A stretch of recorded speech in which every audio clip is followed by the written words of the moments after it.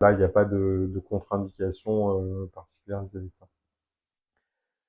Alors, Ophel.ei qui demande: Bonjour docteur, une personne âgée qui a de gros troubles cognitifs, est-il encore optimal de prendre des compléments alimentaires tels que l'essentiel et le probiotique?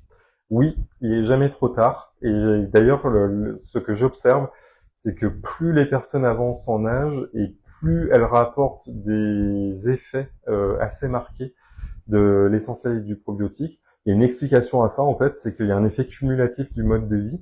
C'est-à-dire qu'en fait, à 40 ans, ben, on récolte, entre guillemets, les 20 années qu'on précédait, sachant qu'après, il y a une autre dette à payer autour de la ménopause, de la diminution des hormones en milieu de vie.